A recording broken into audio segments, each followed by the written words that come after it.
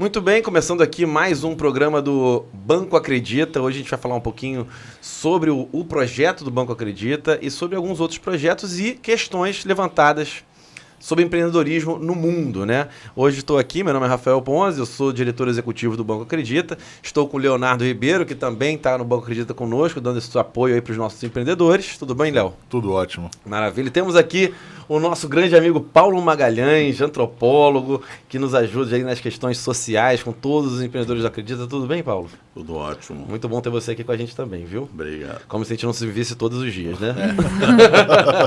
E uma convidada mais que especial, temos aqui a Eugênia Mota. Vou dar as credenciais de Eugênia Mota agora, que eu acho que é importante, porque a gente vai falar muito sobre empreendedorismo, sobre Banco Acredita, sobre microcrédito, né, economia. Doutora Eugênia Mota é antropóloga, professora do programa de Sociologia do Instituto de Estudos Sociais e Políticos da UERJ. Tá? Ela está com grupos de pesquisas aí, trabalha no grupo Casa do IESP e também no núcleo de pesquisa e cultura em cultura e economia da UFRJ. Então, tudo bem? Tudo bem. Doutora, tudo certinho? Tudo certo, Preparada para o nosso bate-papo? Preparada. Então vamos lá, vamos bater um papinho. Antes então de começar, falar um pouquinho o que é o Banco Acredita, né? O Banco Acredita ele surgiu de uma ideia de um empresário e é um investidor também da Acredita, que é o Nelson Tanuri, e ele queria realmente, ele já está ajudando empreendedores a ter aí uma independência financeira. Esse aqui é o grande objetivo, né? A gente conseguiu buscar algumas ideias para fazer esse projeto acontecer com o Mohamed Yunus, né? Que começou lá na Índia, na década de 70, 80, que emprestava dinheiro para as pessoas para poder elas produzirem, né? Parece que era uma época muito pobre, mais pobre ainda lá na Índia, né? Bangladesh, ali naqueles espaços. E ele viu que não tinha crédito para a produção. Ele, inclusive, Yunus fala muito isso, né? A gente estudou bastante, viu bastante vídeos aqui, entrevistas do Yunus. E ele fala exatamente, se consegue, hoje em dia, se consegue crédito para consumo, mas não se consegue mais crédito para produção. Né? Então isso é muito complicado, né? Porque a pessoa primeiro ela consome para depois produzir, não faz muito sentido, né, doutora? Não concorda um pouco? Faz sentido para alguns mercados, faz sentido, né? Muito bom. Não sei se para as pessoas faz sentido. Excelente, excelente. Vamos falar sobre isso também. Bom, então ele trouxe essa ideia, foi muito criticado. O Grameen Bank, que é o banco do Yunus, ele tem ali 98% de empréstimos concedidos a mulheres, né? A gente tentou inicialmente não seguir essa cartilha 100%, né, abrir para todos, né, para todos terem oportunidade. Engraçado que a gente caiu praticamente no mesmo número, né, de empréstimo para mulheres. Não é isso, Paulo? Que a gente viu que as mulheres têm um comprometimento realmente maior, né? Sem querer ser sexista aqui, mas realmente tem um comprometimento maior. Elas que cuidam na casa, têm mais responsabilidade em relação a dinheiro, a investimento e tudo isso. E a gente foi entendendo isso. Bom, começamos a gerar o Banco Acredita com esses pilares, né, do empreendedor poder ser assistido. Então, é um microcrédito aqui que a gente empresta e acompanha o empreendedor durante toda a sua jornada. Tá? É um microcrédito que vai até hoje, até R$ 3.500, né, e não tem nenhuma análise de crédito. A única análise de crédito, isso aqui é o grande barato do Acredita, né? Essa aqui é a grande diferença do Acredita. A gente não faz aquela análise pesada de crédito, olhando o CPF da pessoa, vendo se ela está com nome sujo, algum Serasa, né? Alguma coisa assim. A gente simplesmente ela preenche um formulário, né? Com nome, telefone, e-mail, endereço, quem indicou ela ou Acredita, explica em um parágrafo mais ou menos qual é o negócio dela e manda um vídeo. Esse vídeo tem até 2 minutos. O empreendedor ou a empreendedora falando o seguinte: o que ela faz, por que ela faz aquilo, quanto ela precisa e para que ela precisa. Então, ela faz esse vídeo bem específico, manda para a gente analisa aqui, tem uma banca que a gente analisa, né, entende se a pessoa realmente tem aquilo ali que é bacana ou não e aprova. Não é isso, Paulo? É importante também ressaltar que a gente hoje está marcando territórios urbanos, né? A gente não está fazendo microcrédito para a cidade, mas para partes da cidade. Conjuntos habitacionais, favelas, vilas, locais de concentração de pessoas de pobreza. E é importante ressaltar que Acreditar aí significa mesmo ter uma relação de confiança entre as pessoas. Quer dizer, não faz análise nenhuma de crédito. Né? Nenhuma de crédito. Nenhuma de crédito. Quer dizer, o que se pede realmente é uma relação face a face, onde as pessoas possam se comprometer a partir de um projeto, de uma ideia, de uma concepção, principalmente pós-pandemia, onde as pessoas tiveram um baque econômico enorme pelo desemprego, e mesmo na economia informal houve uma crise enorme. Então, essas pessoas vivem em situações muito difíceis. Nesse sentido, ela nos procura, a gente conversa, estabelece uma relação de pessoalidade mesmo, empresta o dinheiro e, mais importante do que emprestar o dinheiro, há uma equipe de comunicação, uma equipe que discute preço, marketing, né, que faz uma assistência técnica permanente para elas.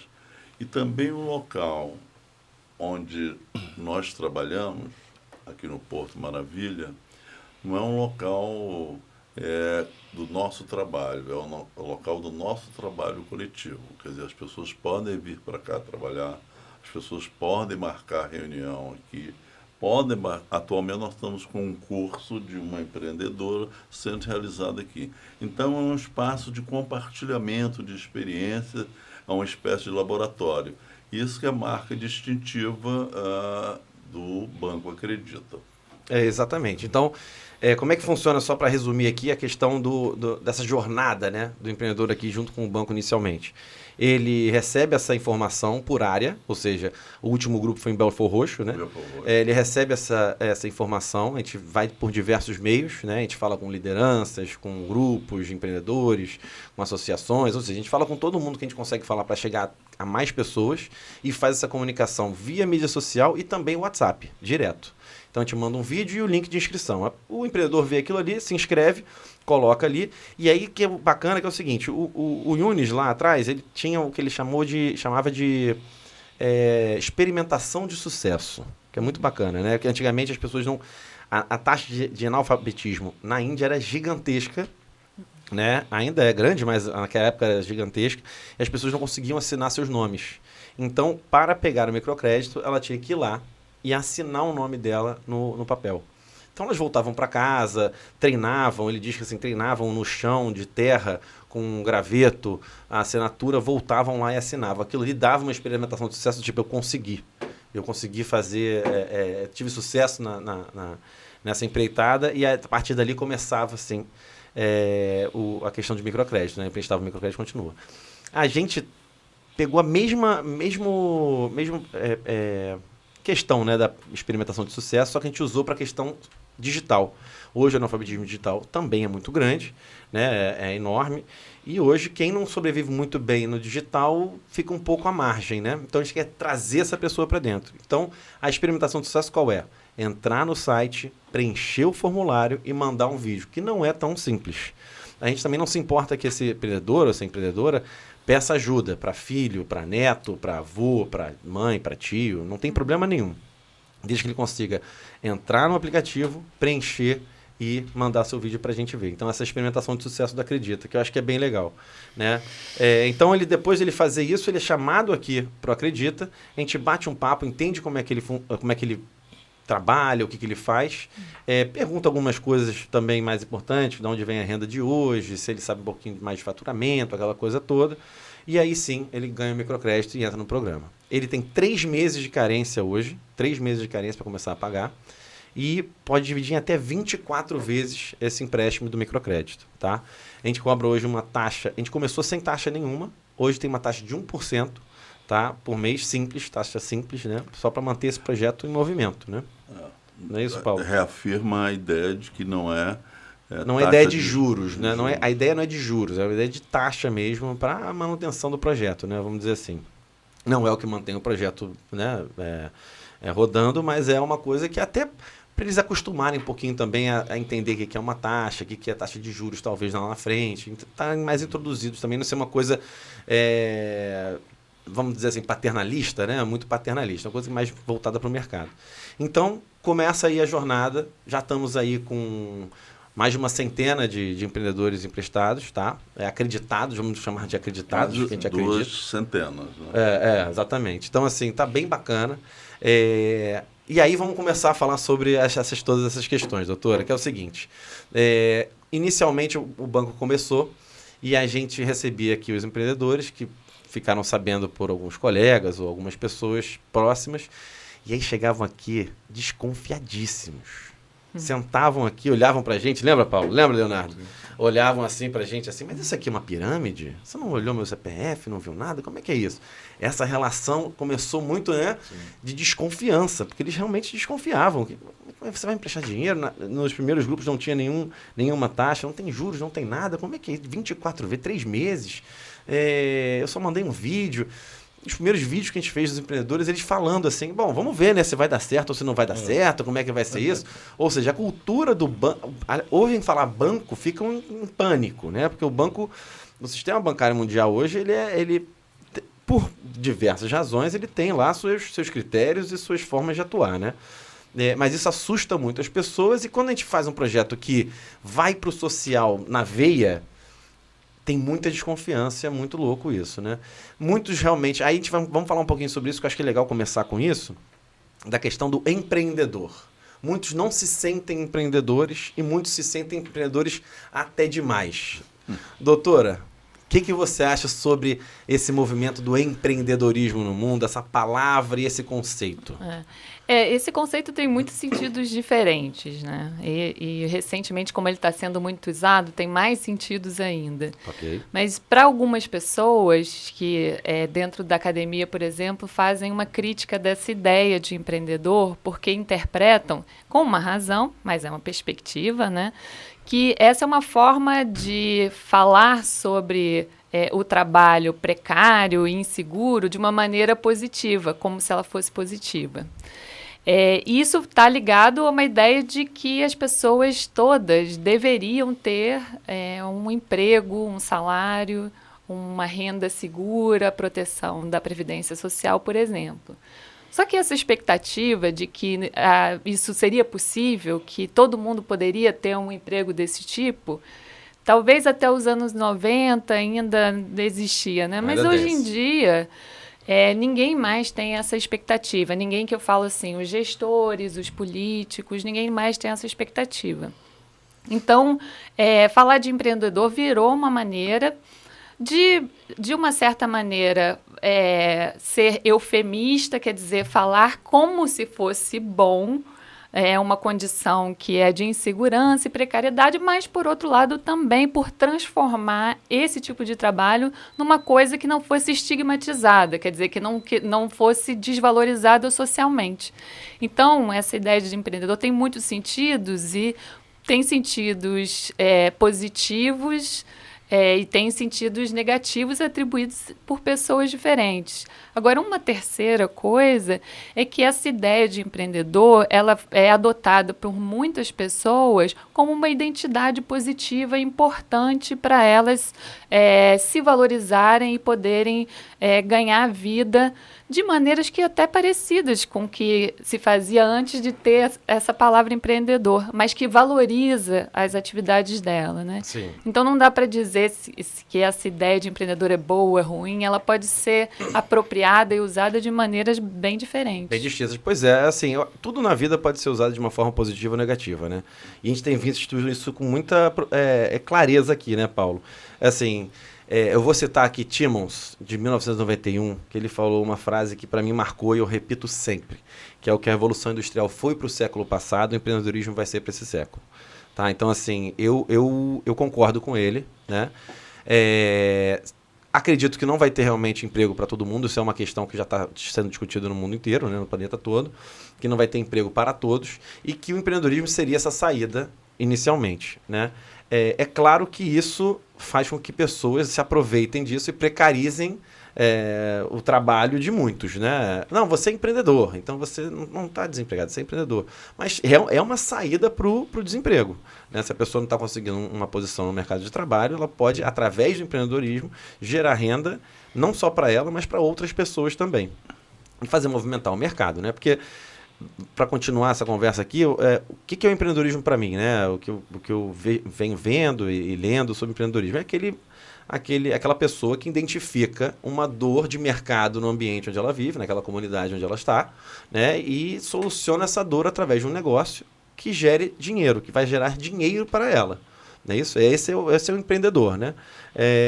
E isso faz com que movimente-se a economia, a pessoa sai ali meio que daquela, vamos dizer assim, que já é dito a corrida do rato, né? Ela fica correndo atrás, fica sempre naquela corrida do dia a dia e possa empreender e ter o seu negócio digno, né? Vamos dizer assim.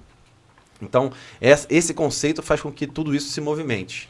E aí a gente passa por problemas do tipo glamorização do empreendedorismo. E isso começa a prejudicar muito e a mídia social vem para bater nisso de frente. As pessoas preferem, hoje elas veem empreendedorismo como outro algumas, né? Não estou falando de todas, mas veem como uma outra coisa, acham que vai sendo super glamorizado e vai prejudicando o grande objetivo do empreendedor, que é achar uma dor de mercado, solucionar uma dor para melhorar o ambiente daquela comunidade e gerar renda para ele. Entendeu? As pessoas estão glamorizando muito. Eu estou entrando até em outra seara aqui, né, Paulo e Leonardo. Mas a gente tem visto isso, que as pessoas estão pegando a questão do empreendedorismo para, de vez em quando, falar que é empreendedor, para sair daquele lugar que ela está, que ela está sendo menosprezada e que agora ela é empreendedora, mas sem pensar no lucro. Tem que ter um lucro ali, tem que ter venda para ela gerar renda para ela sobreviver.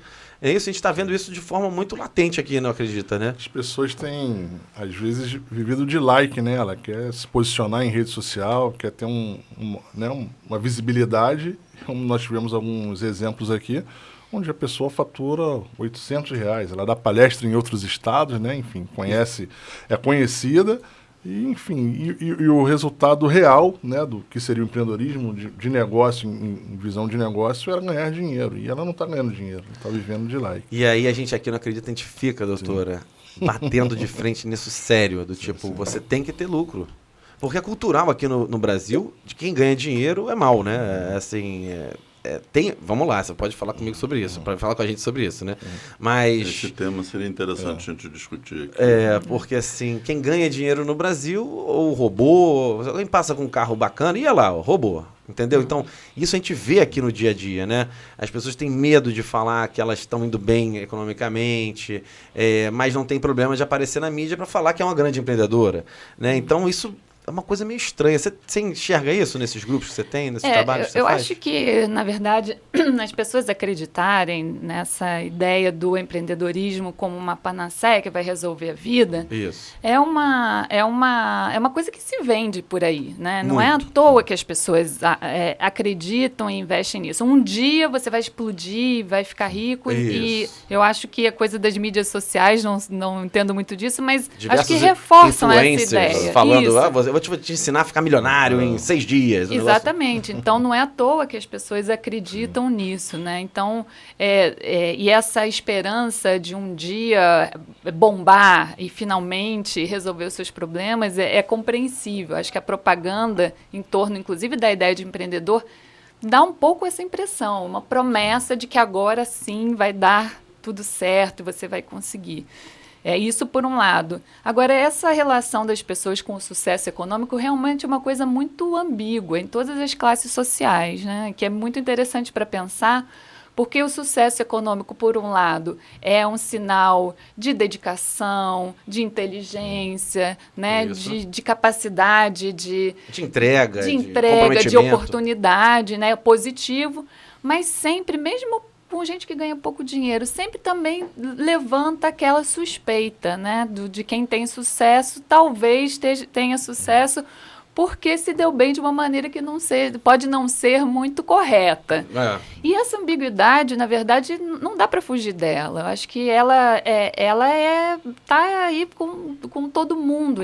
E aí a gente está falando de empreendedores de classes populares. Sim, então, claro. Mas isso é presente em todas as classes sociais, né? Mostrar que tem sucesso é sempre uma coisa assim, eu quero mostrar que eu tenho sucesso para me valorizar. Mas eu também fico com medo da inveja. Do olho gordo. Do olho gordo. rancor, da desconfiança, de que o outro vai querer se aproveitar de mim. Então, assim, o sucesso tem todas essas dimensões que às vezes são contraditórias mesmo, né? Sim, a gente vê muito isso, né, Paulo, nas nossas mentorias aqui, de vez em quando até em grupo, a gente pergunta assim, vamos lá, vamos falar sobre faturamento. Quem sabe o seu faturamento? A maioria não sabe faturamento, é assustador. Se eles estão ali se colocando como empreendedores para receber um microcrédito para alavancar negócios, eles têm que, no mínimo, saber seu faturamento. E quando a gente começa a questionar isso, vem muito essa questão. Não, eu não vou... Porque eu estou conseguindo comprar comida lá para casa, estou conseguindo sobreviver, que está ruim, mas eu estou sobrevivendo. Então, para que eu vou calcular meu faturamento? Vai que não dá sorte. Não é isso?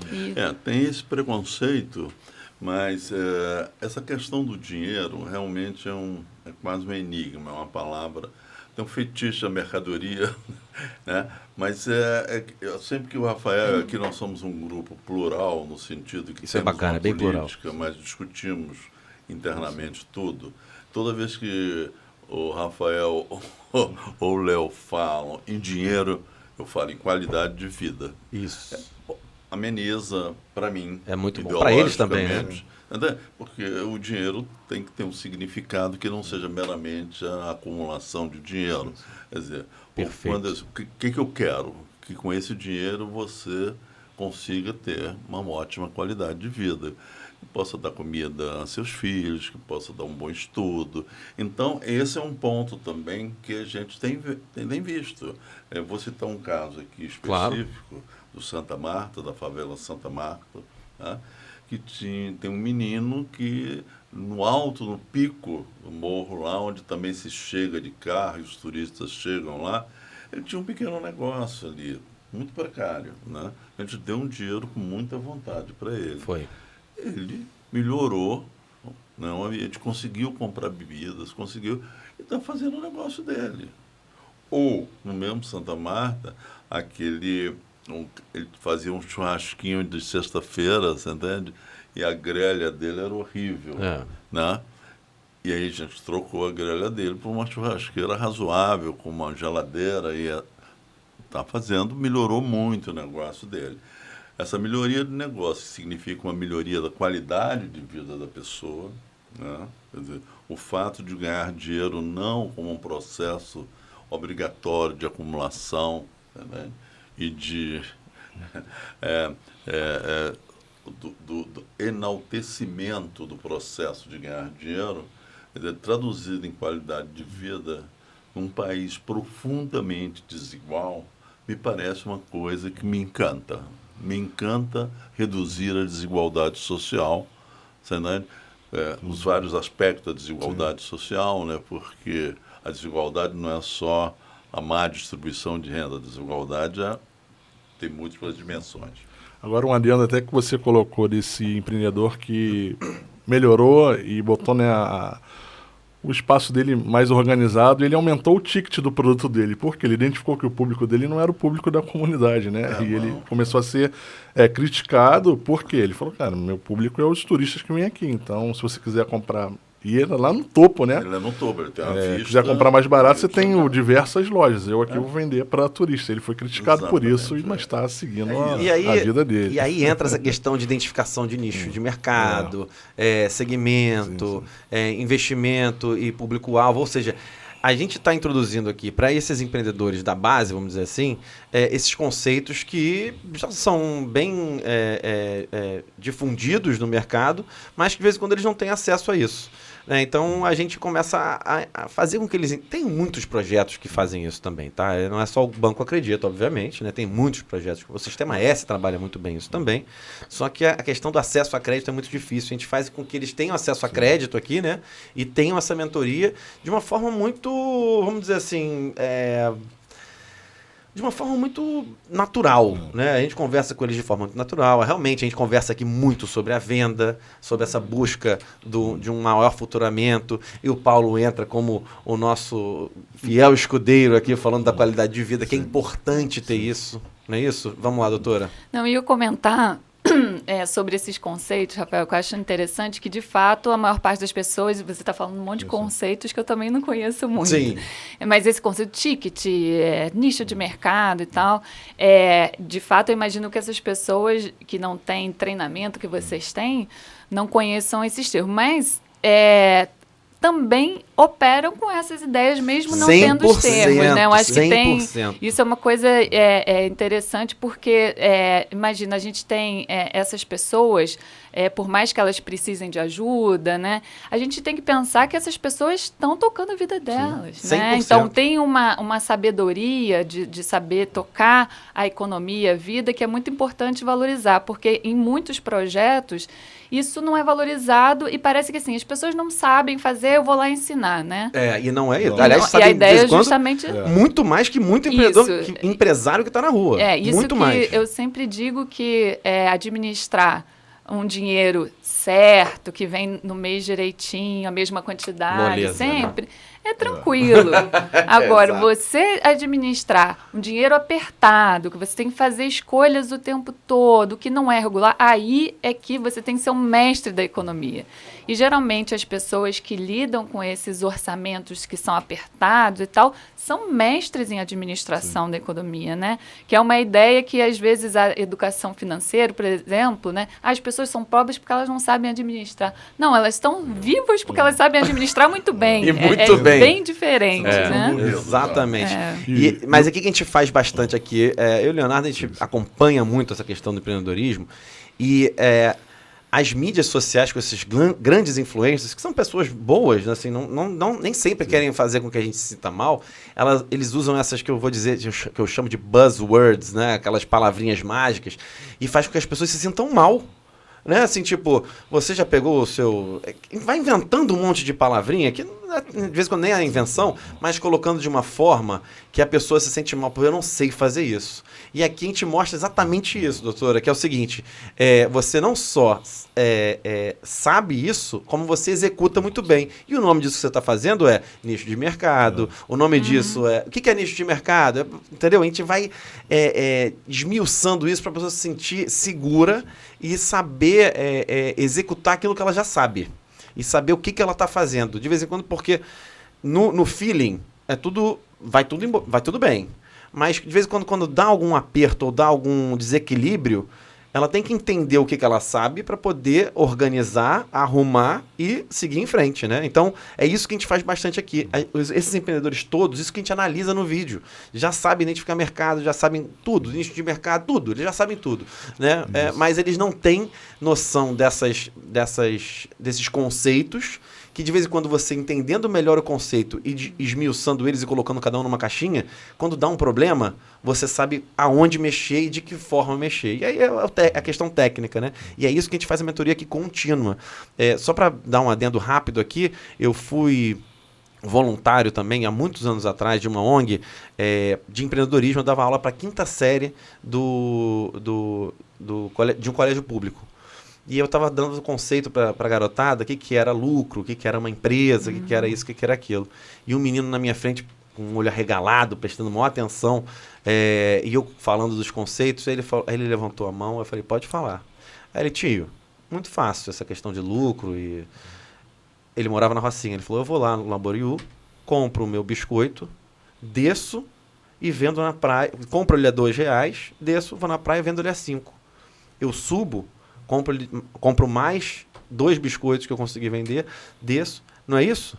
Aí eu falei, cara, exatamente, eles já têm isso na veia, eles convivem com empreendedores natos no dia a dia deles, eles têm noção disso, né? Então você vê que ele já sabe o que é lucro, ele já sabe como é que ele vai fazer isso tudo, ou seja, antes do Rick Chester fazer aquele vídeo espetacular da água, isso já está na mente do empreendedor da comunidade, vamos dizer assim, né? Eu queria passar para a Eugênia. Só o bacana também, em cima do que você falou, o Paulo faz uma dinâmica muito bacana, que é a troca entre eles. Então, cada um fala suas dificuldades, e o interessante é que eles mesmos identificam entre eles nessas rodas de conversa, e eles mesmos se ajudam mutuamente. Então, a gente só propicia, muitas das vezes, esse contato, e eles acabam se auxiliando, porque cada um tem uma visão irreal. É muito mais fácil ele, de repente, ouvir até de alguém que está na mesma condição do que ele, porque achando que nós podemos, enfim, ter uma outra visão do negócio. Então, isso é muito bacana. Eu queria que a Eugênia me fizesse uma reflexão sobre o tema.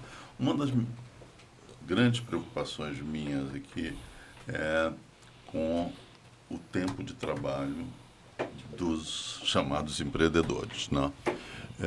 Certa vez eu perguntei a um rapaz da Providência qual o sonho dele.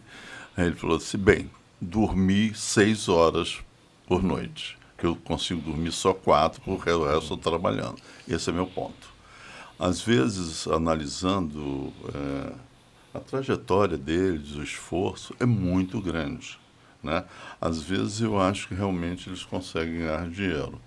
Mas a jornada de trabalho que eles realizam é uma jornada imensa, duríssima, né, que eles não conseguem sequer contabilizar, porque ir comprar um produto ali faz parte da jornada de trabalho ou não? O que é exatamente isso? Então, eu tenho essa preocupação constante em discutir a questão da jornada do trabalho do empreendedor, porque é possível que ele esteja ganhando dinheiro porque ele superexplora a sua própria força de trabalho.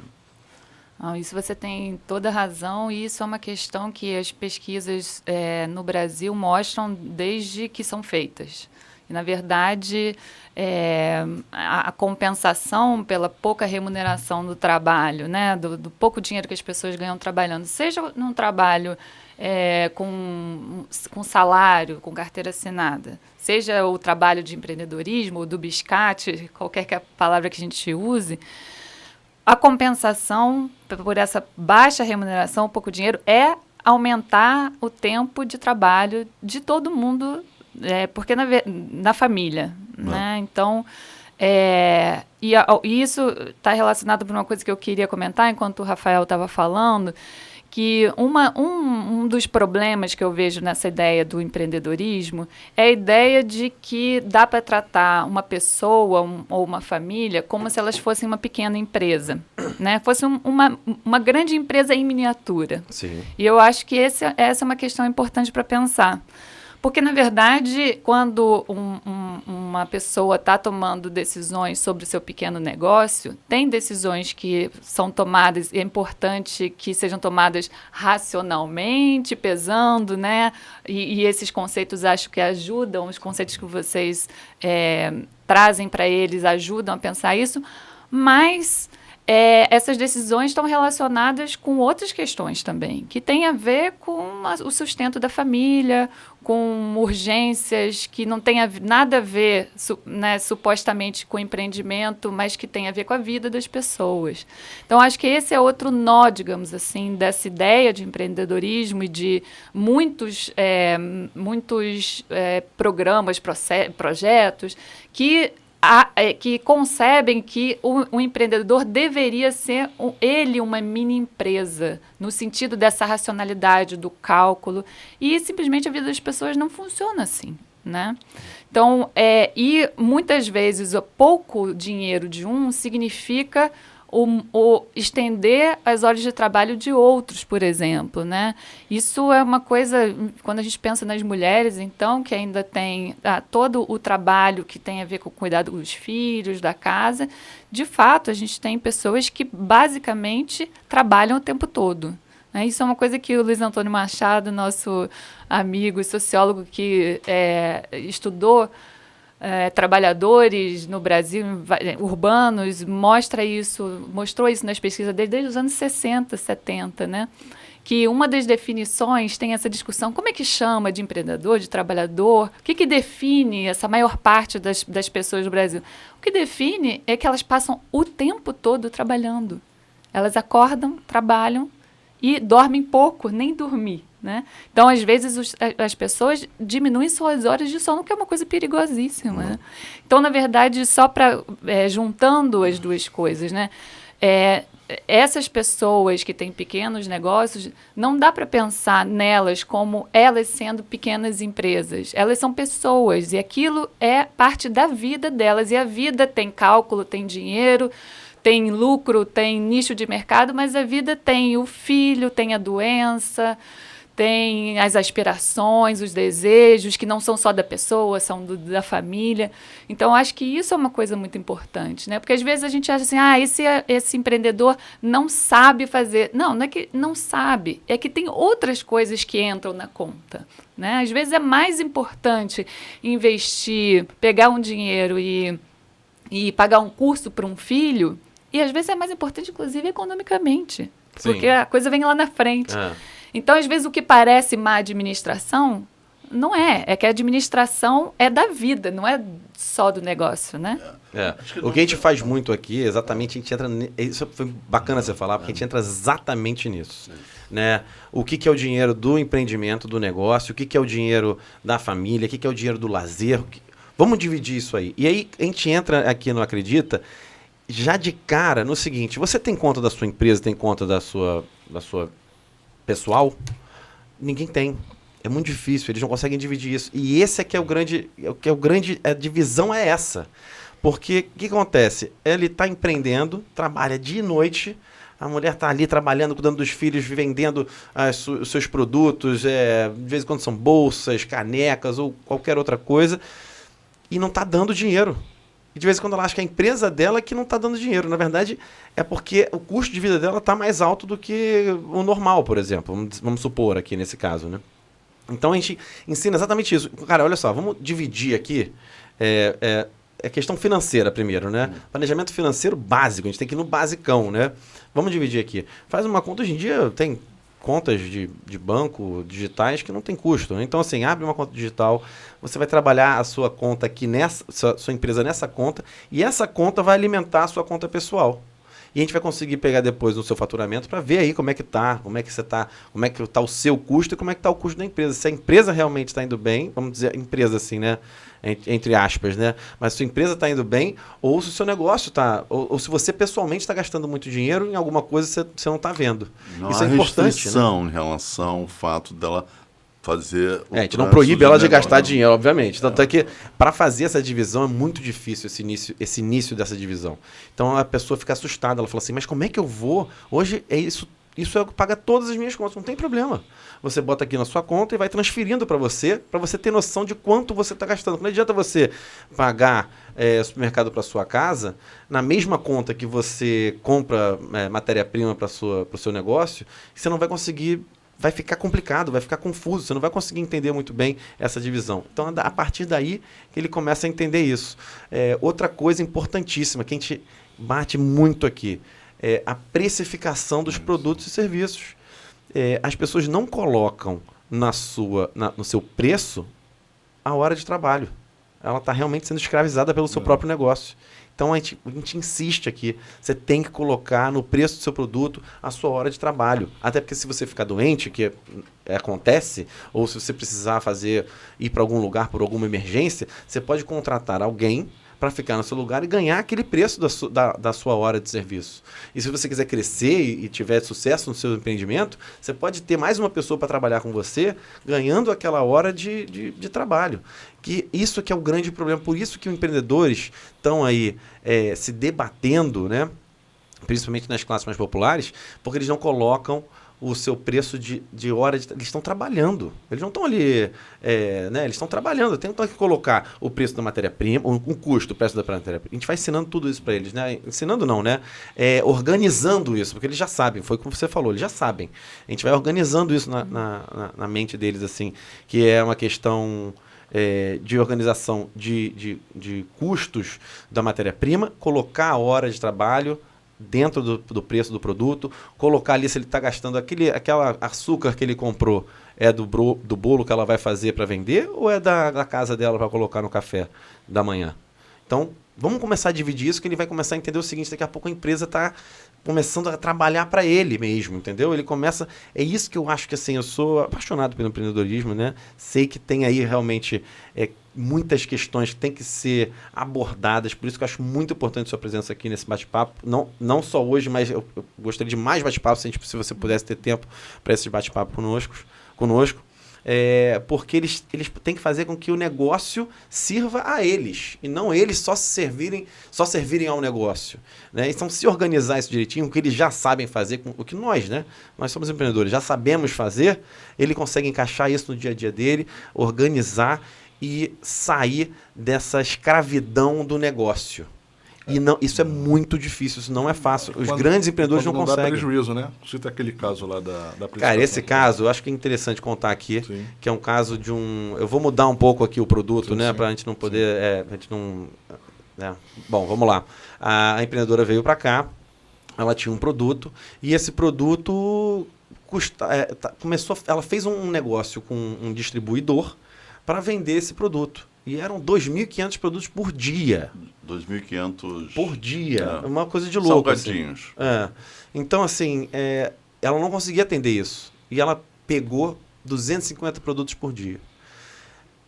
E aí, na reunião de grupo dos empreendedores, que aí foi o que o Leonardo falou, eles aprendem muito uns com os outros e a gente aprende pra caramba também. É um MBA toda reunião, né? É bem bacana. E aí ela ficou super feliz, fechou esses 250 produtos por dia que ela ia vender para esse cara que era distribuidor. E aí, no mês seguinte, palmas, pô, que legal, fechou um negoção. O empréstimo ajudou ela a comprar também umas ferramentas para poder produzir melhor. Bom, mês seguinte ela veio aqui e falou, e aí, como é que tá? O grupo todo, né? Como é que estão as coisas? Como é que você tá? Ela falou, cara, eu tô precisando muito de dinheiro porque eu não tô conseguindo administrar direito e eu preciso comprar algumas outras matérias-primas, eu não tô conseguindo, tô precisando aí de mais um apoio financeiro. Não acendeu só o nosso alerta. Todos do grupo acenderam um alerta e perguntaram, pô, o que está acontecendo? Como é que está isso? Por que está assim? Por que está assado? E aí ela foi explicando e a gente identificou ali que tinha um problema sério de precificação. E a gente falou, volta amanhã aqui, que a gente vai estar aqui sentado esperando para fazer a precificação. Leonardo sentou com ela, depois eu cheguei. A gente foi fazendo toda a precificação dela nos detalhes e sem contar a hora de trabalho. Só de matéria-prima a precificação. Ela estava vendendo o produto dela, o custo dela era R$1,97, R$1,98, R$1,70, R$2,03. Aí a gente perguntou, quanto é que você está vendendo esse produto para essa pessoa? E ela falou assim, R$2. Então ela estava trocando. Isso tem muito, as pessoas trocam dinheiro. É troca de dinheiro, entendeu? Então, e ela ia falir pesado ali. Então a gente falou o seguinte, cara, para de vender para esse cara. Para de vender. Quanto é que você vende na rua, no varejo, sem ser esse atacado? No varejo, você vende a quanto? Eu vendo a R$5, R$6. Cara, traciona isso aí. A gente fez um planejamento de onde ela podia vender mais, onde ela podia chegar com mais facilidade e tudo. E ela saiu de uma falência e de um problema sério para começar a ter lucro e ter uma qualidade de vida melhor. Ela não precisava produzir 250 salgados, ela estava produzindo 60 por dia. Estava ganhando muito mais. Então, isso que a gente consegue fazer com essas ferramentas do empreendedorismo, né, tirem essa pessoa da escravidão que ela estava até de...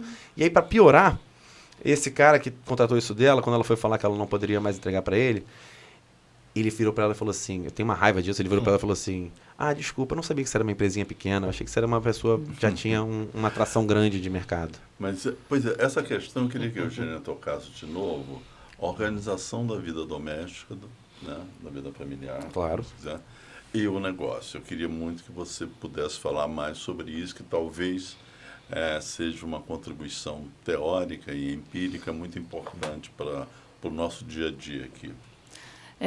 Uma coisa que as pesquisas que eu participei e que eu leio mostram é que é muito interessante olhar para a relação com os negócios a partir de uma unidade diferente que não seja só o indivíduo, né? Porque, geralmente, esses negócios, por mais que às vezes se apresentem como negócio de uma pessoa, ele está ligado a um conjunto de outras pessoas, né? Então, a gente costuma olhar a partir dessa unidade da casa, que não é só o lugar de moradia, mas que é esse espaço compartilhado, que tem demandas econômicas e afetivas, né? E que às vezes são várias casas, né? E isso também não vale só para as pessoas pobres, não. Todo mundo funciona. Todas as pessoas estão dentro de uma casa nesse sentido. Mas quando a gente olha o negócio com relação... Primeiro, há um coletivo, que aquele negócio ele não é um átomo, né, no vazio. E, além de tudo, há um coletivo que está organizado em torno da casa, às vezes até dá para compreender algumas coisas que parecem irracionais na administração do negócio, né? Isso eu acho que é uma coisa interessante. Esses negócios eles estão acoplados em casas, né? Os valores que estão em torno da casa, das pessoas da casa, eles acabam sendo muito importantes para entender os negócios. Uma coisa interessante que também pesquisas já mostram há muito tempo no Brasil é que nas casas existe uma composição de fontes de renda, se a gente quiser chamar assim, né? de dinheiro que entra. E, geralmente, nas classes populares, a estratégia é sempre variar essas fontes de renda, né? Então, ter alguém assalariado, que tem ali aquele dinheiro certinho, que vem todo mês, mas que não vai aumentar muito mesmo. E se acabar, você tem lá 6 meses de auxílio-desemprego, se for com carteira assinada, mas acabou. O negócio não, o negócio dependendo, ele pode se adaptar. Durante a pandemia, a gente fez uma pesquisa na Maré, e muitos donos de negócios conseguiram adaptar, por exemplo, o tipo de produto que vendia mudou. Tinha um bar, vendia cerveja, por exemplo, as pessoas não estavam saindo de casa, então vamos vender quentinha que entrega em casa, né? Essas adaptações que o trabalho com os negócios ou o empreendedorismo permite. Então, geralmente, tem essas combinações de formas de ganhar dinheiro. Então, geralmente, o empreendimento é parte de um arranjo, né, de dinheiro e de negócio que, às vezes, Aí, uma questão para vocês também, para a gente pensar junto, que se num arranjo que tem vários negócios, né, e tem muitas famílias que cada um tem um negócio diferente, às vezes um está dando prejuízo, mas está compensando o outro ali que está... Durante a pandemia rolou muito isso, né? Não, eu acho que sempre teve, né? Mas a pandemia se tornou cada vez mais... Ficou muito evidente. Como foi de repente, né? De repente não pode circular na cidade. Então isso tornou mais visível, né? Que tem compensações. E além de tudo, a gente está falando dessas unidades, casa e negócio... É claro que não está no escopo da ação de vocês, mas eu acho que é uma coisa que tem que estar na nossa cabeça sempre. É também que ter boas políticas públicas, ter proteção social para as pessoas é uma coisa muito fundamental. Coisas muito simples. Olha só, se a gente não tiver um bom serviço de creches, não dá, você pode emprestar dinheiro para as mulheres empreendedoras o quanto você quiser, se elas não tiverem tempo, saúde, para elas cuidarem do negócio, do emprego, não importa. Se o lugar que elas moram não é minimamente decente, se a escola não funciona, se o posto de saúde não funciona, então, e essas coisas eu acho que tem sempre estar assim, ao lado da gente pensar no empreendedorismo, porque também uma das coisas que o empreendedorismo pode trazer é essa ideia de que cada um vai se virar sozinho e você pode se dar bem sozinho, e não é verdade. Né? Não é verdade. Isso é impossível, é logicamente impossível, é economicamente impossível. Então, acho que ao lado de investimento, de emprestar dinheiro, de levar novos instrumentos de organização do negócio, a gente nunca, pelo menos não como cidadãos, né, pode esquecer de que a gente tem compromissos coletivos que precisam estar atendidos, porque não adianta. Se você, uma pessoa, mora num lugar que ela não tem água direito, que ela não tem eletricidade direito, que ela vai ficar doente e ela não sabe o que vai acontecer com ela se ela ficar doente, não adianta dar muito dinheiro para ela. Não adianta absolutamente nada. Você tem toda a razão. Toda a razão. Foi perfeita a sua colocação. E a gente fala muito sobre isso, né, Paulo? Mas enquanto isso, né, eu quero não dá para fazer tudo, né, ficar tudo perfeito. A gente entende que tem que ter realmente... tem gente aqui, doutor, aqui... Quando vem, a gente identifica o seguinte, são pessoas que não estão mentindo pra gente, são pessoas que são boas, que têm vontade, só que elas não têm condições de, pelo menos nesse momento, empreender. E talvez nem num momento próximo, né? Essa pessoa tem que ser assistida. Essa pessoa tem que ter um apoio, talvez do governo mesmo, tem que ter um apoio.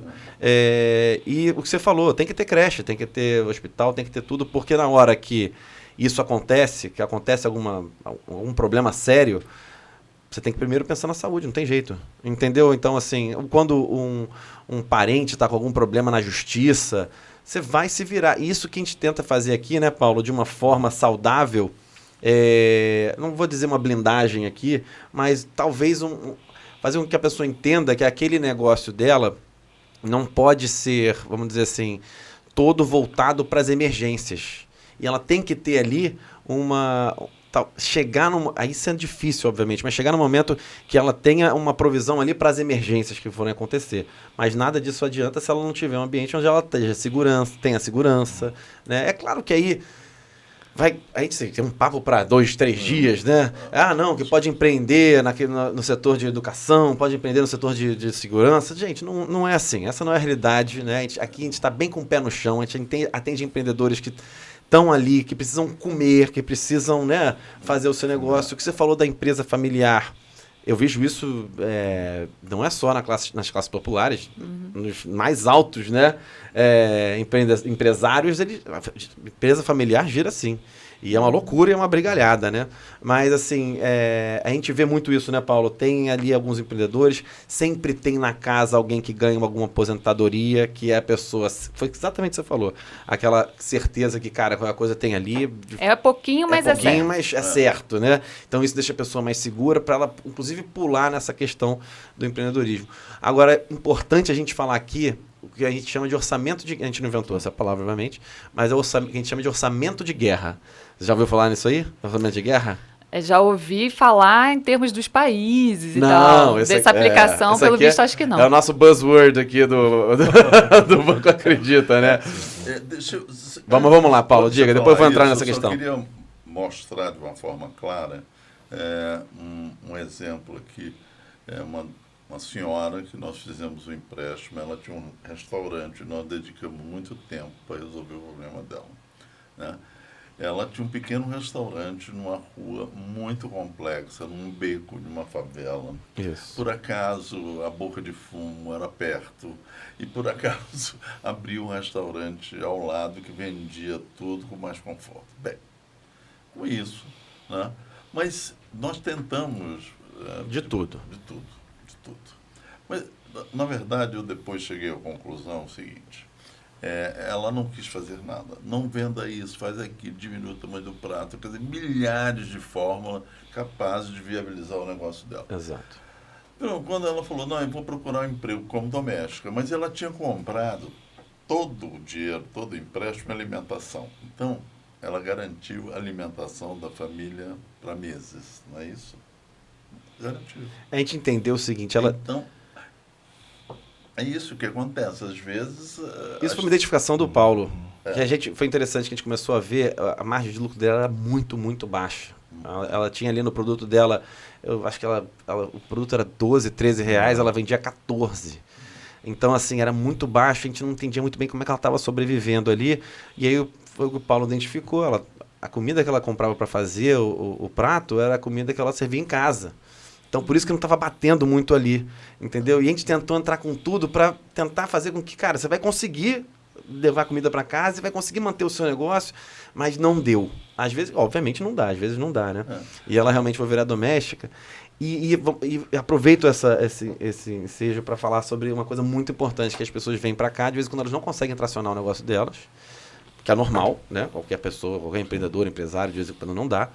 E elas ficam, assim, com muita vergonha de falar que vai ter que arrumar um emprego. E o que eu falo inicialmente aqui já é o seguinte, gente, olha só, ninguém tem que sentir vergonha de estar num emprego, ou estar num bico, ou estar em alguma coisa assim. Porque isso que a gente chama aqui de orçamento de guerra. Você está com o seu negócio está girando, mas não está dando dinheiro. Você sai para um orçamento de guerra, trabalha em algum local para você ganhar o dinheiro para se sustentar, porque as pessoas têm que comer, né, obviamente, e continua com o seu empreendimento. Aí vai ter uma jornada grande de trabalho essa pessoa, né? Mas é por causa de um sonho e de um objetivo, né? E a partir do momento que ela entende que ela pode... Que o negócio já está dando um certo dinheiro, que ela pode sair do orçamento de guerra para dar o pulo só para o negócio dela, que é o empreendedorismo, é um pulo de muita coragem. E quando a gente vê aqui esses pulos, né, Paulo, a gente fica emocionado. Porque a pessoa, olha, eu consegui largar o que a gente chama de orçamento de guerra e estou só tracionando meu negócio, já tenho um lucro tal, eu ganho o que eu ganhava no emprego, né? E estou conseguindo até ajudar mais a minha família e fazer as coisas acontecerem. Então isso acontece muito, né, Paulo? Sobre esse orçamento de guerra. E a gente fala muito com as pessoas que é importante, de vez em quando, ter esse orçamento. Até um caso que nós tivemos aqui, na verdade, veio do projeto anterior. Lembra do... Sim. E, enfim, ela tinha... O marido fazia, né, os produtos em casa e ela trabalhava fora, ganhava um salário mínimo. Nós sentamos com ele, a margem de lucro dele era muito alta no produto e inclusive a esposa que era boa de vendas, né? E eu falei, quanto ela pode vender? Ela vende pouco porque ela trabalha pouco, mas quanto é o produto? Nós fizemos um cálculo, né, básico, assim, se ela trabalhasse relativamente a mesma jornada ou até menos do que ela fazia hoje. Ela conseguiria ter uma renda de em torno de 10 mil reais.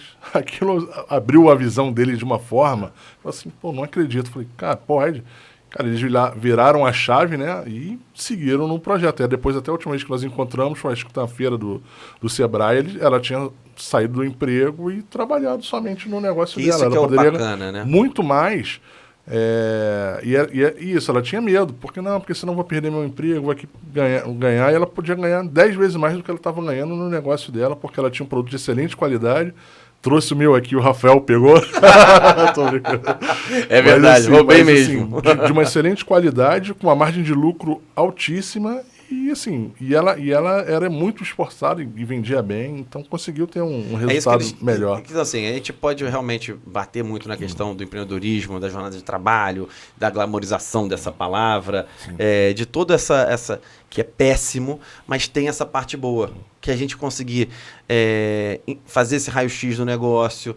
Ela estava se esforçando muito para ganhar um salário mínimo e ficar um pouquinho lá. A gente fez um cálculo com ela, o margem de lucro dela era alta, ela podia sair e ganhar 10 vezes mais do que ela estava ganhando. Ela entendeu isso, foi e está numa coisa que ela gosta de fazer, ganhando 10 vezes mais do que ela ganhava, entendeu? Então, esse é o barato do empreendedorismo, né? Esse é que é o bacana, né? Eu acho que esse exemplo que vocês deram é um exemplo perfeito de como, de fato, esses instrumentos que vocês oferecem ajudam a ter uma perspectiva diferente, né, sobre a administração do dinheiro. Agora, só para botar Vamos uma lá, questão... por favor. Só que isso não é possível para todo mundo. Não. Acho que isso é uma coisa importante, Não é. que é o que você falou no começo. Vocês não podem dizer, olha, todo mundo pode largar o emprego porque vai ganhar 10 vezes mais empreendimento. Não dá. Não é verdade.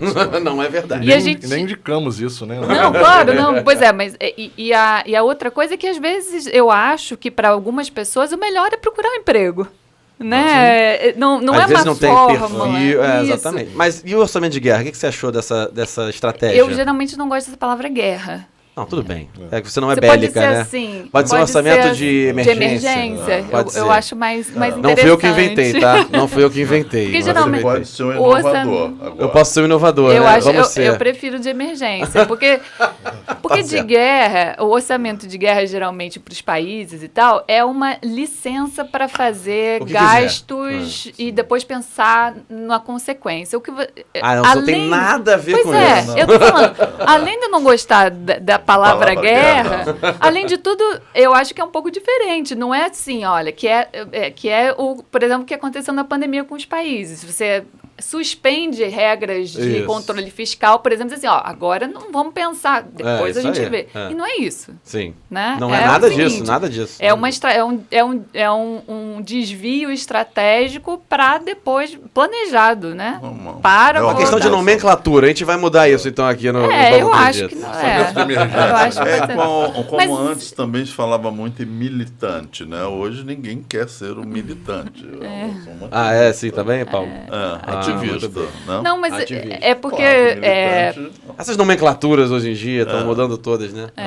Mas eu acho que uma coisa interessante é que, de fato, em geral, o que eu observei nas minhas pesquisas, das pesquisas que eu li, as pessoas fazem isso mesmo, né?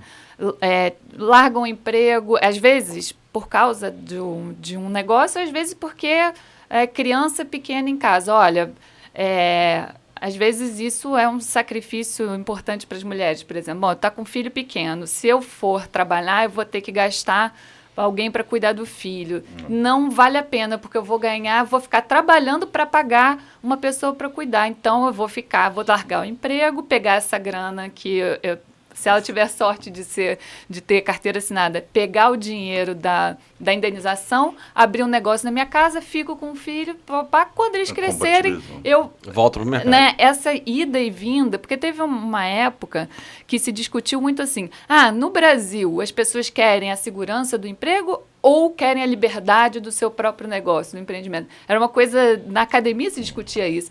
E nenhuma das duas coisas, na verdade. Eu acho que as pessoas vão transitando e vão fazendo essa negociação, né, de não, agora é o momento que é importante eu ter um emprego para ter o dinheiro certo, para depois eu poder me dedicar ao negócio. Ou, ao contrário, agora eu vou ter um negócio, vou ter uma grana para poder me mudar e pegar um emprego em outro lugar, enfim.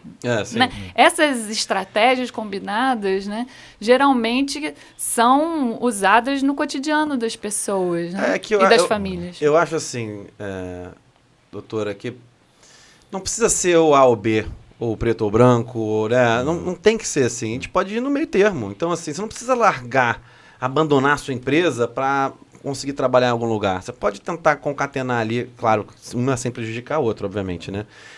Você não precisa também, cara, eu tô querendo tracionar minha empresa, vou sair do meu emprego, vou me jogar no meu negócio, porque eu sou empreendedor. Cara, não é assim que vai funcionar, amigo. Calma aí. Como é que você vai se sustentar? Como é que você vai pagar suas contas? Que depois dá tudo errado, né? Então as pessoas têm que entender que, né, no mundo nem tudo é essa polarização louca, essa dicotomia braba, né? Não, vamos tentar organizar isso aqui de alguma forma. É isso que a gente faz muito aqui, né, Leonardo? Diga. Interessante até um exemplo que você utilizou da mãe que não pode sair de casa porque tem um filho pequeno. No último grupo tivemos um exemplo aqui. Uma empreendedora que trouxe a filha, ficou lindíssima 2 dias, linda. Os 2 dias com a mãe, e realmente ela falou, minha filha é muito apegada, eu não consigo sair de casa e deixar ela com ninguém. Ela veio aqui, enfim, e ainda as pessoas jogaram ela para baixo. As pessoas são ruins, né, em algum momento. Você não vai conseguir fazer suas coisas em casa porque ela fica com você o tempo todo. Você não pode, vai lá fazer o quê? Enfim, as pessoas ainda jogam mas no caso uma pá de cal, né? E ela, isso. É a falta de um estado de proteção social. A menina, evidentemente, tem problemas psicológicos. A mãe também. Elas não se desgrudam nunca, dormem juntos o tempo todo. Vou falar disso.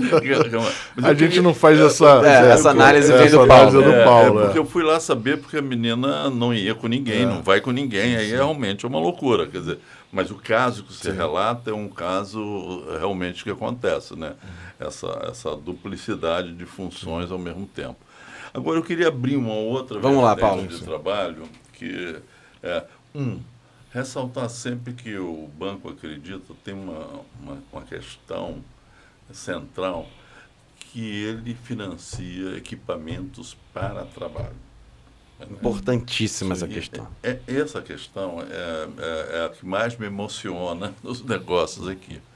Eu compro a geladeira para a mulher, quer dizer, o dinheiro serve para ela comprar a geladeira onde ela guarda os produtos, compra a churrasqueira do cara, a máquina de costura. Esses bens que podem ser financiados até na Casa Bahia da vida, né, mas por um preço absurdo. Então, a grande parte, né, do financiamento aqui é para empreendedores que precisam ou remodelar ou ter um equipamento. Nós tivemos agora uma pedóloga, entende? O sonho dela realmente emocionante vê-la, entende? Com o sonho de ser pedóloga. Mas não dá para ser pedóloga na cadeira de madeira, né? Podologia, né? Podologia, né? Não é isso? Isso. Falei certo? Né? Não dá para ser, entende? Você tem que ter uma cadeira específica, um instrumento específico. Ela estava falando, ela exatamente. Equipamento para esterilização, né? Que esterilização. Os empreendedores costumam comprar esses equipamentos no cartão de crédito. Gente, os juros do cartão de crédito é enlouquecedor. Então, 90% que nós estamos fazendo é fornecer os equipamentos de trabalho que permitem que as pessoas realizem um trabalho. Realizem. Porque não dá para você ser pedólogo se sua cadeira normal, tem que ter um equipamento. Isso E equipamento de esterilização, assim, tem vários. tem muitas particularidades de algumas. A gente aprende muito aqui, né, Paulo? Nessa A gente vai aprendendo várias nuances de cada negócio, é interessante. Exatamente.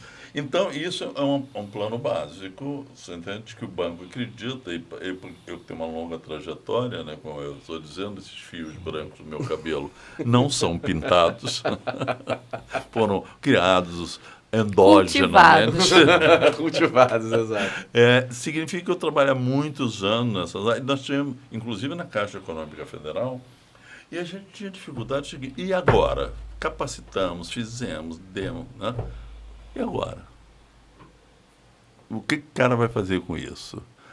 Quem é que vai dar a cesta de produtos de manicure, né?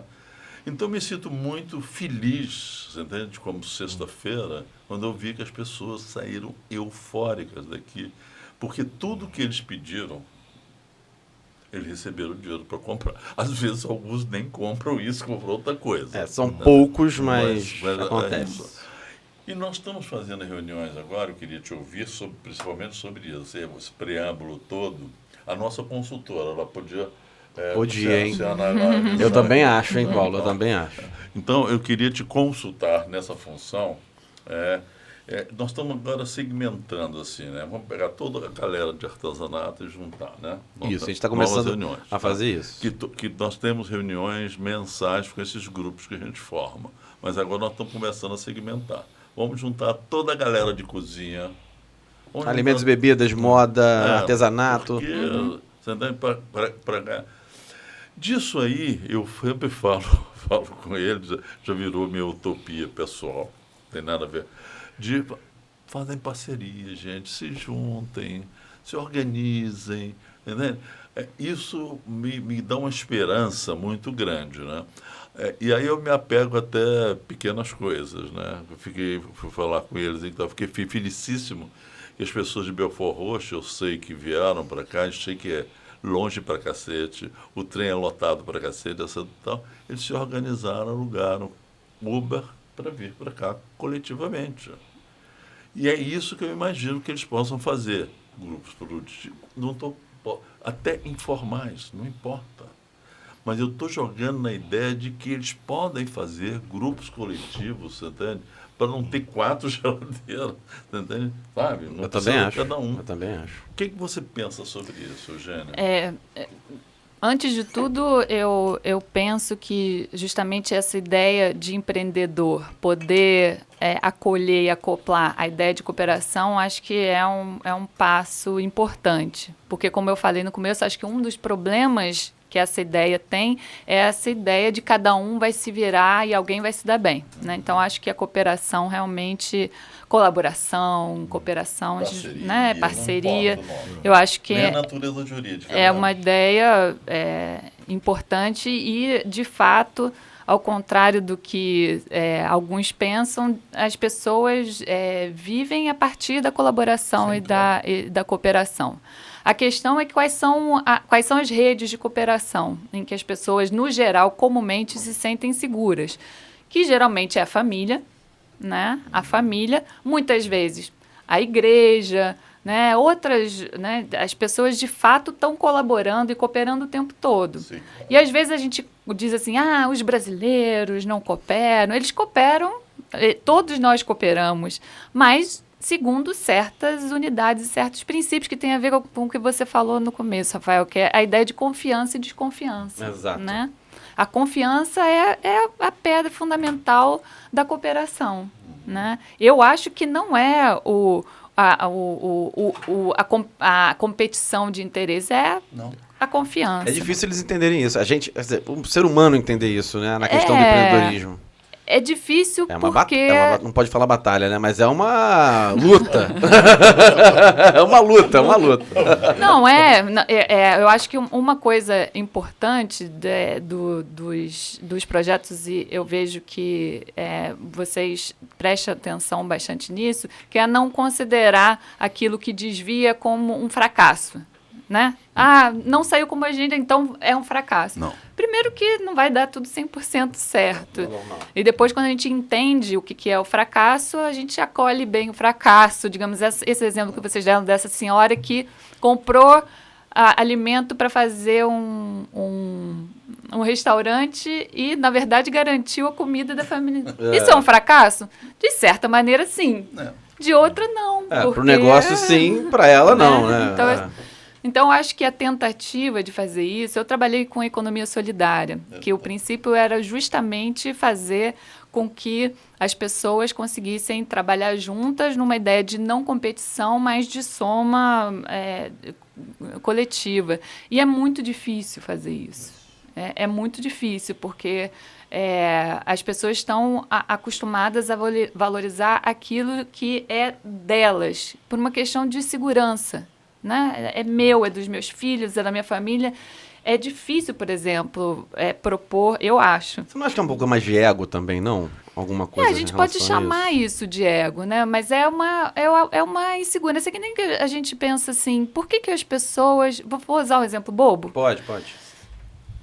Quem anda de metrô cheio, você entra no metrô, a pessoa entra no vagão do metrô e fica parada na porta. Ela vai descer daqui a 10 estações e vai ficar parada na porta. Por que as pessoas fazem isso? Por que elas fazem isso? Porque elas são mal educadas. Ela faz isso porque ela acha que ninguém vai abrir espaço para ela saltar. Então, ela vai garantir o espaço dela, porque a expectativa é de que ninguém vai abrir espaço. Então, o que precisa para a pessoa entrar no vagão e ir lá para o fundo? Que ela confie que os outros vão se comportar assim também. Olha que complicado. Como é complicado. Você confia, olha, eu vou ficar no meio do vagão, porque na hora que eu sair, eu vou dizer com licença, e as pessoas vão abrir. Olha que difícil, porque quem que vai começar? Você que vai começar a arriscar não conseguir sair do vagão. Eu acho que isso é um exemplo bobo, assim, mas excelente. simplório. Mas que Coube a confiança é uma coisa muito complicada, porque você tem que fazer uma aposta no vazio, né? Agora, você pode criar mecanismos de que para fazer com que todo mundo faça essa aposta ao mesmo tempo, né? E isso, eu acho que o grande ganho que pode ter é o trabalho que vai dar enorme também. Então, para resumir o que eu acho que é o necessário fazer, né? Fazer as pessoas cooperarem. E é muito difícil fazer, mas não existem soluções simples para problemas complexos. Não existe. Mas, Eugênia... E vai dar errado para muitos grupos e vai dar certo para outros. A gente tem um conceito aqui de lojas colaborativas, né? Que eu acho que nós estamos caminhando para aí. É isso aí. Deus te Vamos rezar para todos os deuses, né? Principalmente para um deus. Exatamente.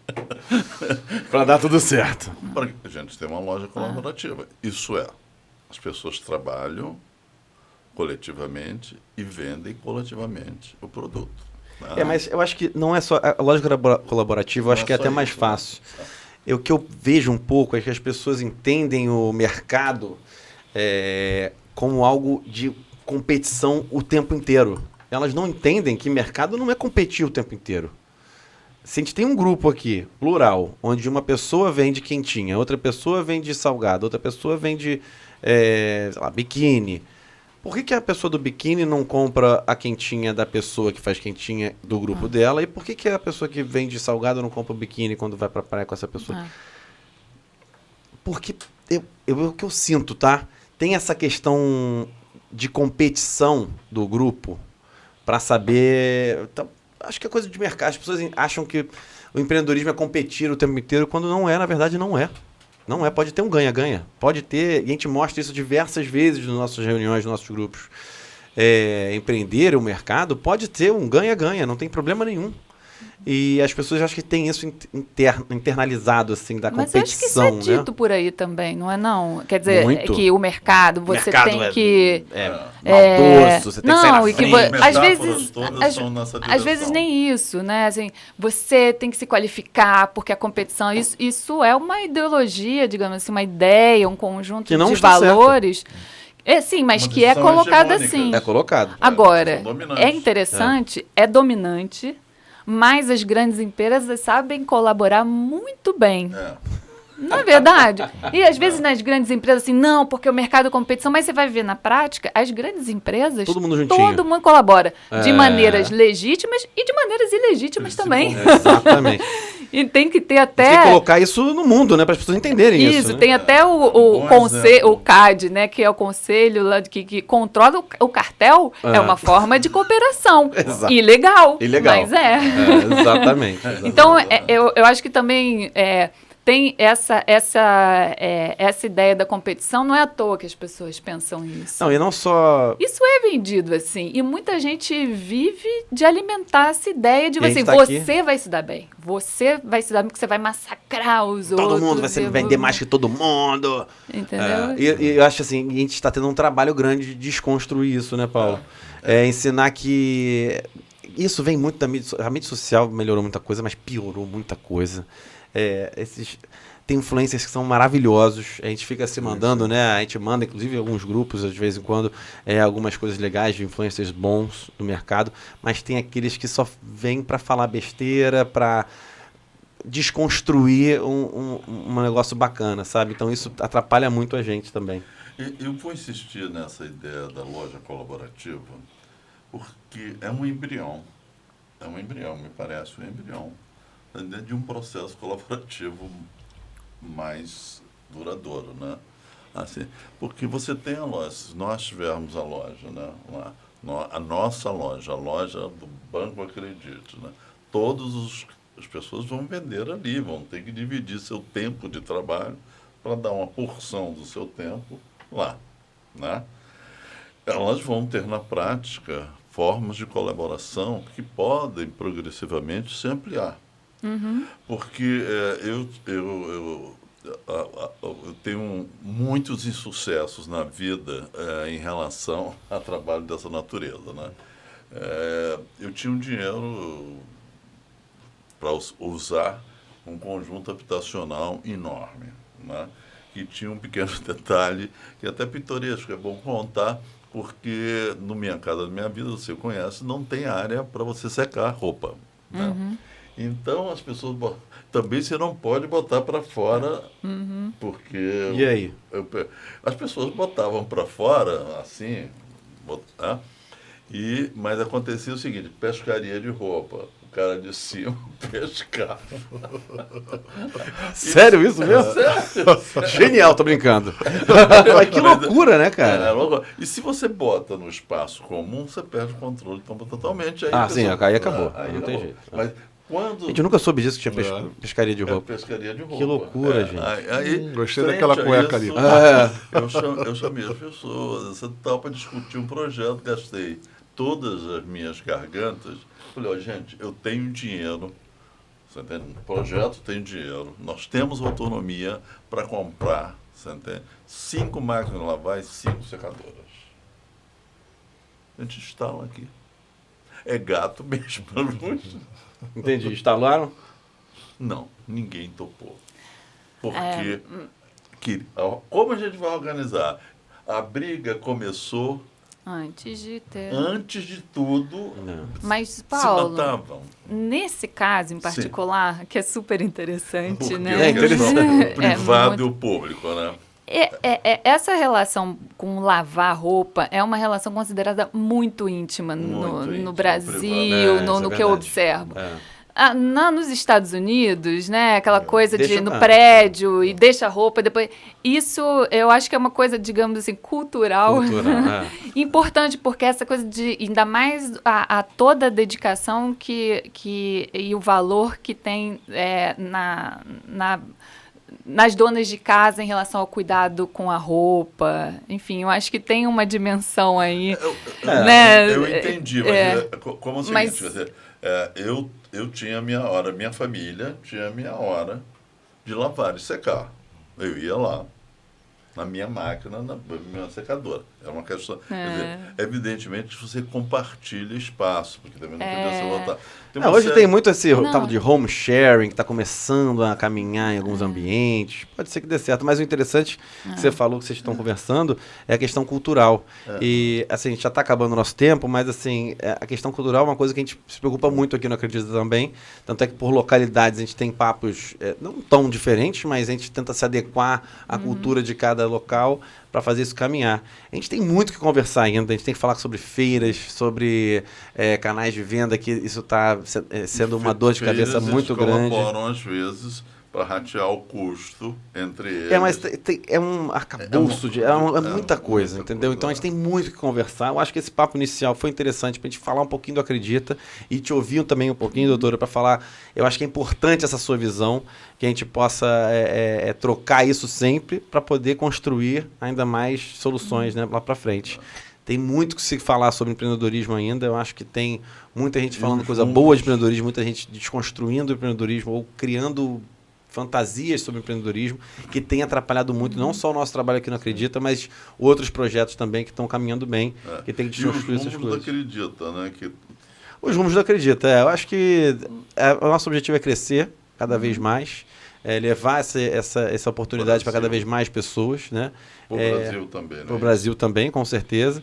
E escalar isso para que a gente chegue a mais pessoas da forma mais simples possível, sem burocracia. A burocracia só prejudica os honestos, né? E os bons, muitas vezes, né? Na maioria dos casos. Né? E há hoje um clima de colaboração entre os ricos, né? Posso dizer assim? Entre os ricos em apoiar iniciativas dessa natureza. Muito importante, é verdade. Muito importante. Por incrível que pareça, acho que isso não é segredo nenhum, né? Sim. Dizer, as pessoas procuram, Acredita para... eu acho que finalmente... Animadíssimos. Finalmente, embora seja uma coisa, né, ainda muito incipiente, eu acho que as pessoas começaram a perceber que num mundo com tanta desigualdade, ninguém vai viver bem. Exatamente. Não adianta, né? Você tem um limite do seu isolamento e que se o mundo tiver um horror, não adianta, né? Em relação à loja colaborativa, só porque claro. eu acho que uma coisa que é a experiência que eu observei na economia solidária, que é justamente a ideia de fundamentar a economia na cooperação. Sim.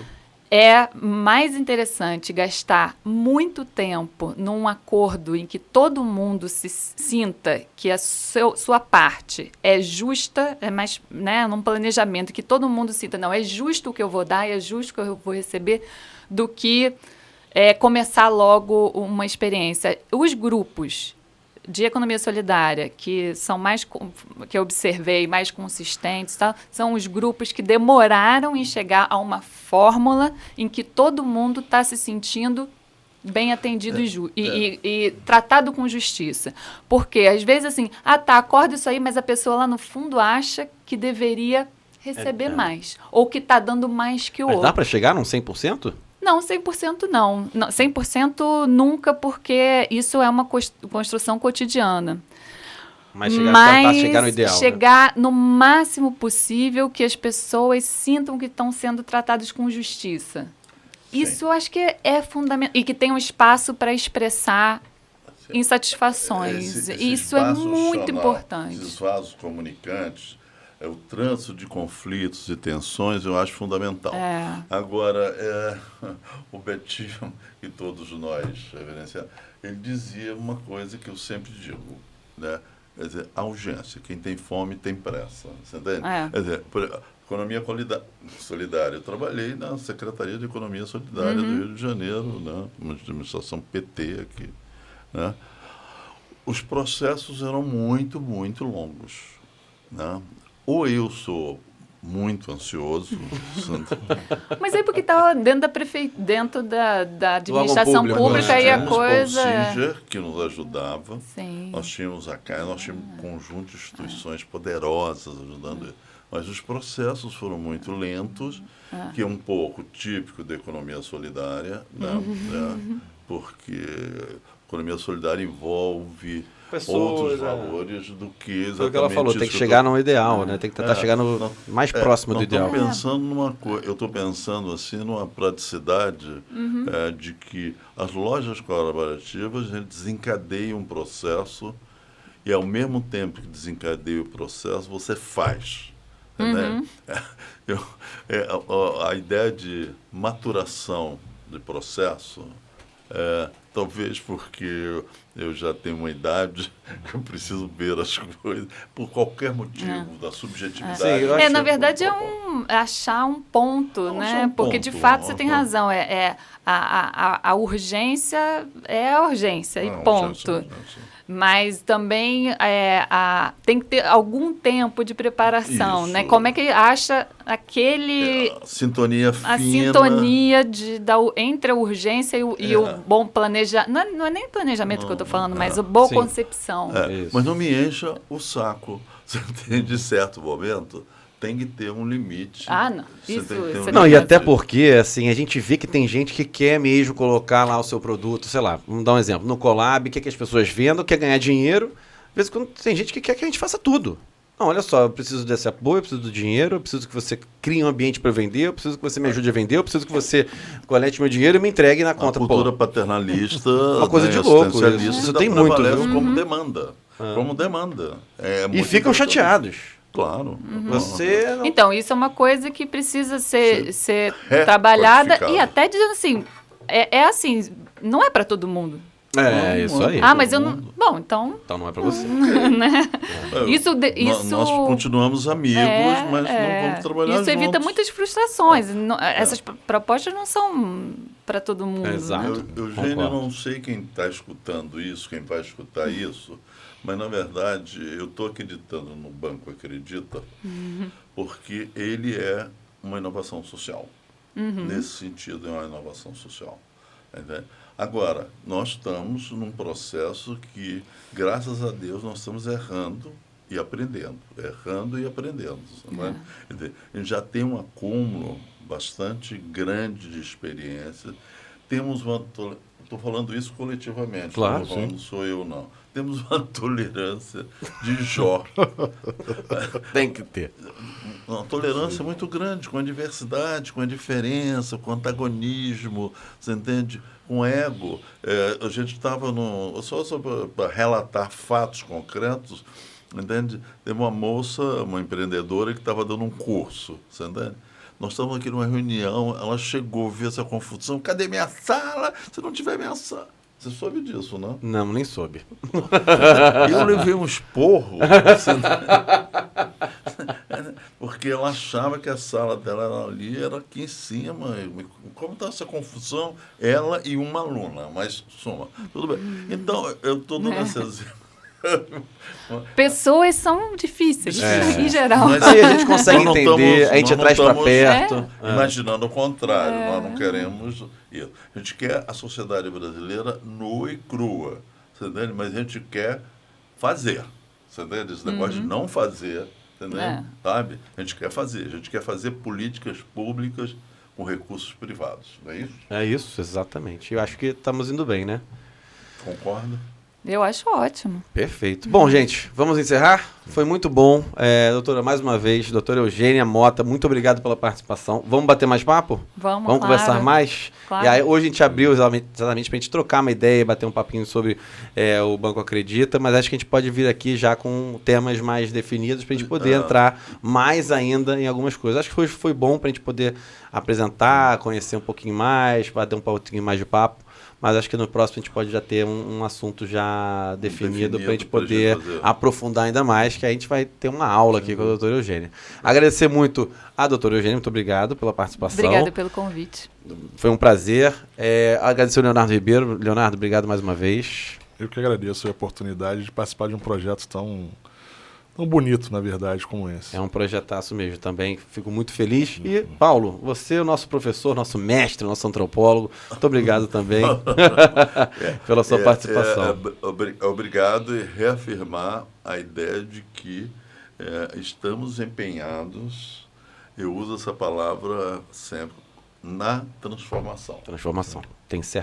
É isso aí. Tem que ser. Tem toda a razão. Quem quer acomodação, quem quer, não encontra espaço aqui. E o que a gente fala muito aqui para os empreendedores quando chegam primeiro, né? A gente não está aqui para investigar o passado de ninguém, a gente está aqui para acreditar no futuro. Exatamente. E isso aqui é o Banco Acredita.